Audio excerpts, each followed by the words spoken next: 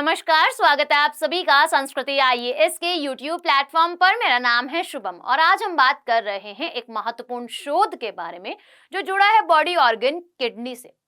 हाल ही में एक शोध किया गया और उसमें पाया गया है कि किडनी के अंदर कुछ ऐसी कोशिकाएं हैं जो जानकारी को स्टोर कर सकती है। इसीलिए क्या किडनी भी याददाश्त रख सकती है या फिर किडनी में भी होती है याददाश्त?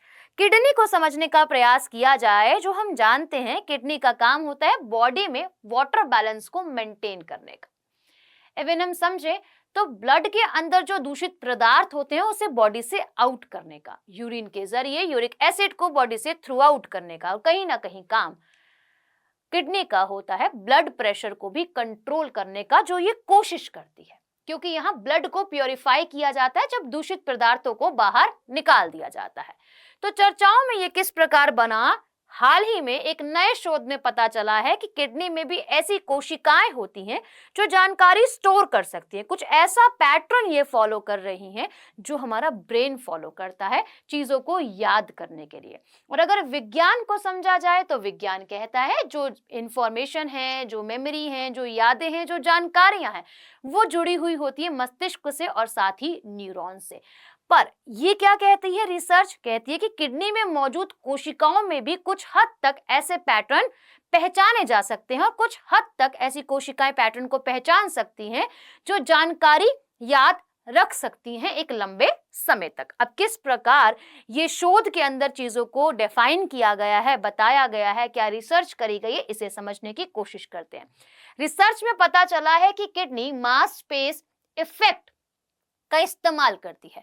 अब ये क्या प्रक्रिया है? ये प्रक्रिया वे है कि एक साथ सारी जानकारी को ना स्टोर करने के बजाय कुछ सेगमेंट्स में, कुछ पार्ट्स में जो मेमोरी है उसे स्टोर किया जाए, जानकारी को संभाला जाए।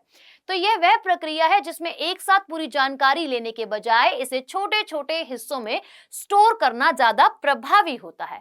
यह याददाश्त का एक जाना पहचाना पैटर्न होता है जो दिमाग के अंदर होता है। वही फॉलो किडनी की इन कोशिकाओं द्वारा किया जा रहा है। दिमाग के बाहर भी कोशिकाओं को जानकारी संभालनी पड़ती है। जो ब्रेन के बाहर के सेल्स है, कुछ इंफॉर्मेशन वो भी संभालती है। अब इसका एक तरीका है कर्ब नाम का प्रोटीन, जो याददाश्त प्रोसेसिंग में अहम भूमिका जो है वह निभाता है। यह प्रोटीन सिर्फ न्यूरॉन्स में ही नहीं बल्कि दूसरी कोशिकाओं में भी पाया जाता है, यानी कि बॉडी के अदर ऑर्गन्स जो हैं या फिर सेल्स जो हैं उसके अंदर हम इस पैटर्न को फाइंड आउट कर सकते हैं। अच्छा, कैसे हुआ शोध, इसे समझ लेते हैं। इस शोध के लिए वैज्ञानिकों ने मानव भ्रूण की किडनी कोशिकाओं में एक आर्टिफिशियल जीन डाला था। इसी से ही यह शोध हुआ है। यह जीन असल में उन डीएनए हिस्सों जैसा है जिसमें कर्ब प्रोटीन एक्टिव रहता है और एक्टिव करता है। इन जीन में फायर फ्लाइंग प्रोटीन की चमकने की क्षमता भी जोड़ी गई, जिससे जब रोशनी उत्पन्न होगी तो पता चलेगा कि याददाश्त जो है वो कितनी जुटाई जा रही है। इसके बाद किडनी कोशिकाओं पर रासायनिक पल्सेस डाले गए जो न्यूरॉन्स की याददाश्त मशीनरी को सक्रिय करने जैसा था, यानी कि यहाँ पर जो मशीनरी एक्टिविटी है याददाश्त की वो एक्टिव करने के लिए इस पर कुछ रासायनिक पल्सेस को डाला गया। शोध के मुताबिक जितनी ज्यादा रोशनी पैदा होती है उतना ही ज्यादा याददाश्त जीन सक्रिय होता है, एक्टिव होता है। अब शोध का महत्व क्या है इसे समझ लेते हैं।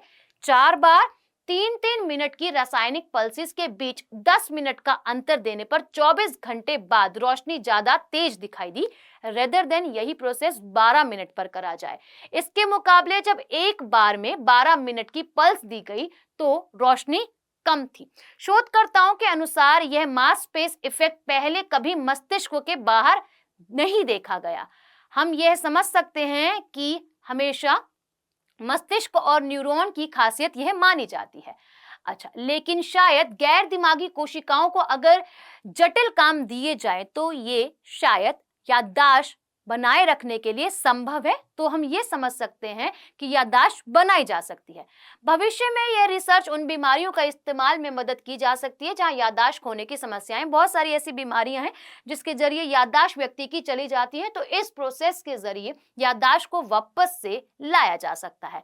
शोध के मुताबिक शरीर जानकारी स्टोर कर सकता है और यह किसी की सेहत के लिए अहम हो सकता है। यह रिसर्च सिर्फ दिमाग तक सीमित याददाश्त की सोच को विस्तार देती है और नए चिकित्सक समाधान की संभावनाएं भी खोलती है। तो किडनी का काम क्या होता है, जैसे हमने स्टार्टिंग में ही समझा कि ब्लड के अंदर अगर कोई दूषित पदार्थ है तो उसे बाहर निकालने का काम किडनी का होता है।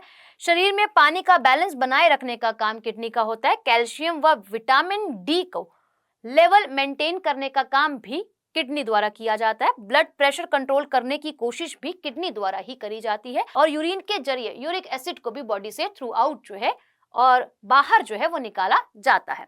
एक सवाल आप सभी के लिए कमेंट सेक्शन में मेंशन कीजिएगा। मिलते हैं आप सभी से नेक्स्ट वीडियो में और अपनी राय भी जरूर कमेंट सेक्शन में मेंशन जरूर कीजिएगा। तब तक के लिए धन्यवाद।